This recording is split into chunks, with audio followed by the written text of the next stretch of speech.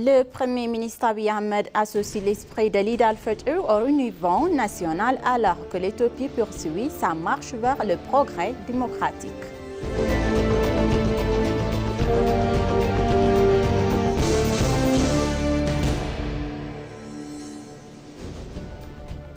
L'Éthiopie modernise son système éducatif en numérisant les examens et au développement éducation préscolaire, vice-premier ministre.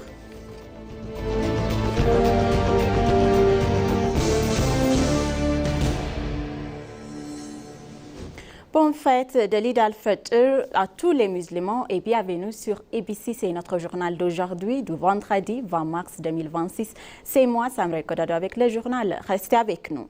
Eid al-Fitr, le 1447e Eid al-Fitr a été célébré de manière colorée en Éthiopie à travers l'Éthiopie. Donc, la communauté musulmane qui a jeûné, prié et accompli de bonnes actions durant 30 jours de Ramadan ont célébré en acquittant les zakat al-Fitr, une obligation religieuse, et les poursuivra aujourd'hui en priant ensemble la prière de l'Eid al-Arab. À Addis Ababa, les fidèles se dirigent depuis tôt ce matin vers le stade de la ville pour la prière. Donc, les musulmans des Éthiopiens ont célébré de manière colorée à travers l'Éthiopie. Donc, bonne fête Eid al-Fitr à tous les musulmans ont transmis les messages de félicitations.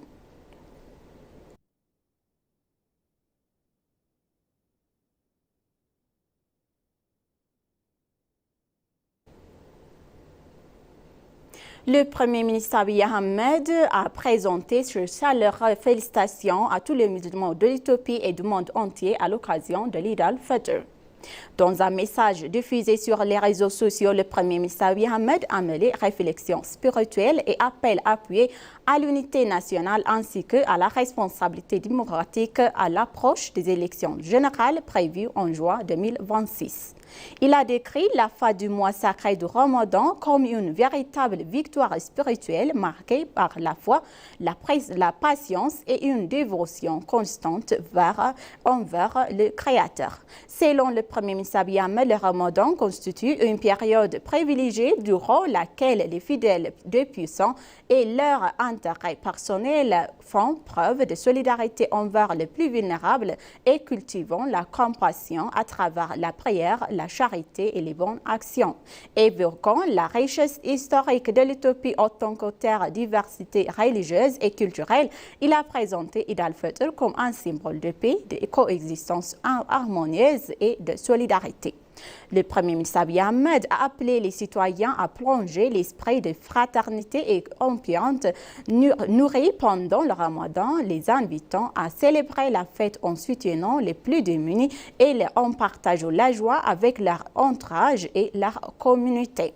En conclusion, le Premier ministre Abiy Ahmed a exprimé l'espoir que la célébration Eid al-Fitr ouvre une nouvelle première phase est placée sur la signe de la paix durable, l'unité et l'espoir partagé pour notre pays Éthiopie.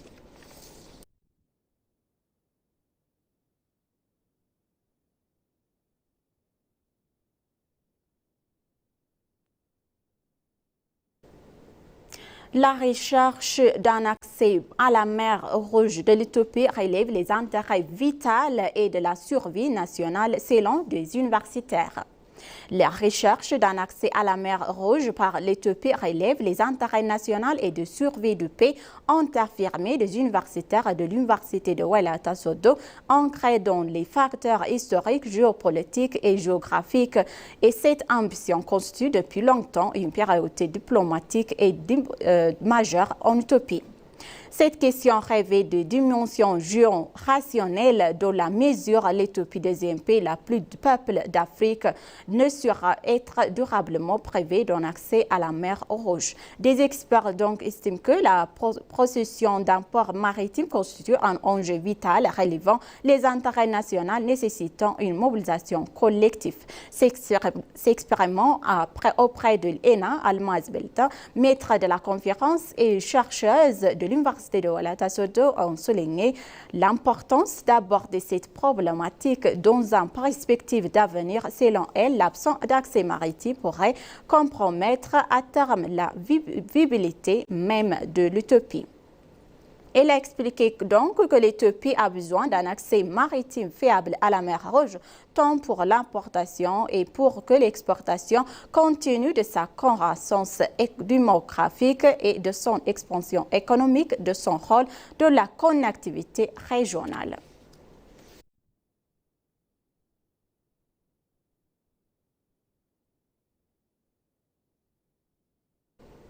Les relations dites-germaines, l'Éthiopie et l'Allemagne reposent sur les valeurs communes selon l'ambassadeur adjoint en Éthiopie. La coopération de longue date entre l'Éthiopie et l'Allemagne fondée sur des valeurs communes sociaux et se consolide dont plusieurs acteurs affirmés Fernand Wanwaye, ambassadeur adjoint d'Allemagne en Éthiopie. Dans un entretien avec ENA, l'ambassadeur adjoint d'Allemagne en Éthiopie a mis en avant la solidarité et aussi la solidité, l'ancienneté, la coopération entre son pays, l'Allemagne et surtout son Union, qu'elle repose non seulement sur les relations gouvernementales, mais aussi les liens étroits entre les peuples. Il a particulièrement insisté sur l'importance des partenariats dans le secteur agricole qui a qualifié de central, durable et historiquement entraîné.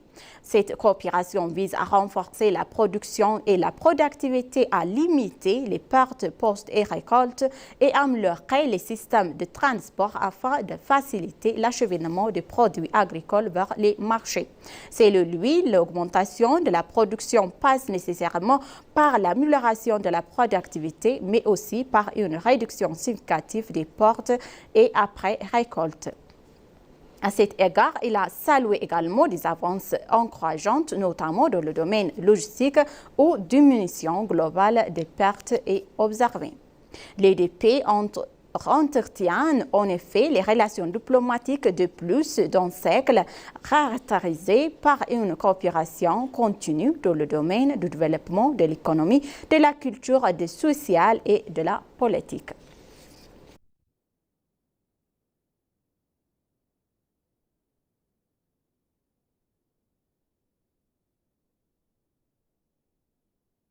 L'Éthiopie met en accent sur le développement des infrastructures régionales lors d'une rencontre avec MCDF. Le ministre éthiopien des Finances, Ahmed Shide, a rencontré Jonging Wang, directeur général du Centre de coopération multilatérale pour le financement du développement, pour renforcer la coopération dans le financement des infrastructures. Selon le ministère des Finances, des discussions ont porté sur le développement de partenariats stratégiques destinés à accélérer la construction d'infrastructures durables et améliorer la connectivité régionale. Lors de la rencontre, le ministre Ahmed Shide a réaffirmé l'engagement du gouvernement éthiopien envers la mission de MCDF et a souligné le rôle croissant de l'Éthiopie dans l'intégration régionale, notamment dans le secteur de l'énergie et des transports. Pour sa part, Jonging Wang a salué les efforts éthiopiens et confirmé le soutien de MSDF aux priorités nationales en matière de développement. Les deux parties donc ont convenu de renforcer leur collaboration dans le domaine clé tels que le renforcement des capacités pour le développement des projets, le soutien aux outils de faisabilité et également partager des connaissances. Ces partenariats devraient se traduire par des infrastructures concrètes favorisant une croissance économique durable, consolidant l'intégration régionale.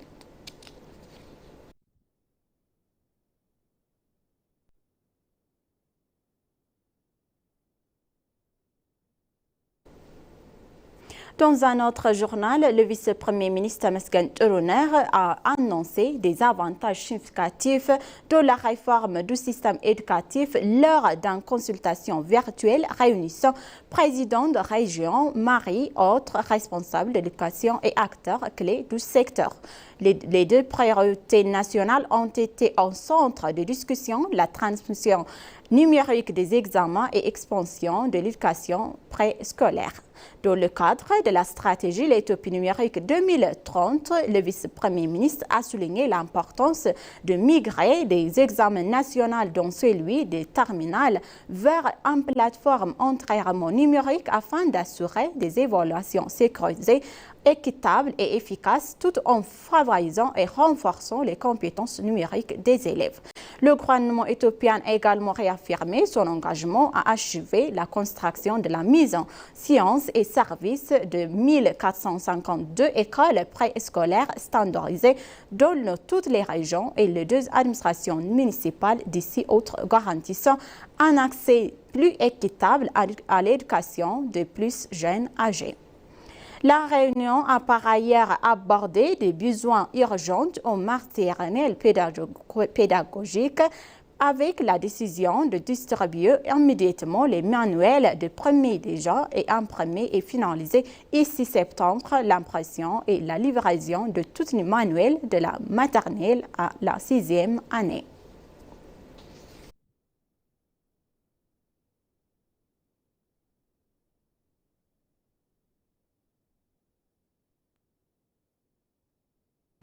L'Irlande a placé le secteur agricole au cœur de sa coopération avec l'Éthiopie selon Farjal Ryan, chef de mission adjoint. L'Irlande collabore avec l'Éthiopie dans plusieurs secteurs avec une attention particulière portée à l'agriculture, a indiqué Farjal Ryan. Dans un entretien avec ENA, le chef de mission adjoint d'Irlande en Éthiopie, Farjal Ryan, a mis en avant l'engagement fort de son pays en faveur de la sécurité alimentaire et de la nourriture. Il a également souligné les efforts déployés dans le domaine tels que l'égalité des genres, l'autonomisation des femmes et la protection de leurs droits. Dans ce cadre, il a réaffirmé que l'agriculture constitue un axe prioritaire de la coopération bilatérale entre l'Éthiopie et l'Irlande. Il a notamment indiqué que ces initiatives sont en cours pour renforcer les liens entre universités éthiopiennes et irlandaises, en particulier dans le domaine de l'agriculture et de l'agriculture intelligente face au climat. Par ailleurs, l'Irlande entend soutenir le développement de partenariats anciens entre les organismes agricoles de deux pays. Donc, il a également souligné l'importance des investissements irlandais dans la recherche agricole visant à améliorer la variété culture et adapter à différents environnements. À titre d'exemple, il a mentionné le partenariat entre l'Association irlandaise de recherche et de développement sur la pomme de terre et l'Institut éthiopien de recherche agricole axé sur le développement et la diffusion de variétés à haut rendement.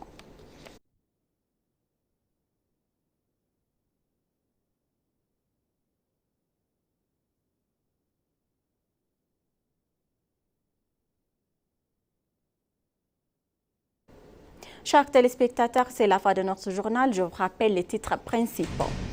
Le Premier ministre Abiy Ahmed associe l'espéré de Eid al-Fitr au niveau national alors que l'Éthiopie poursuit sa marche vers le progrès démocratique.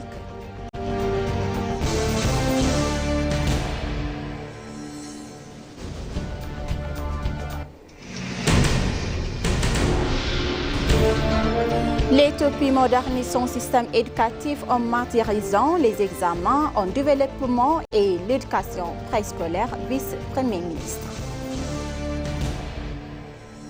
Merci, chers téléspectateurs, d'avoir resté avec nous jusqu'à la fin de notre journal d'aujourd'hui. Je vous souhaite une bonne journée et une bonne fête de Eid al-Fitr à tous les musulmans.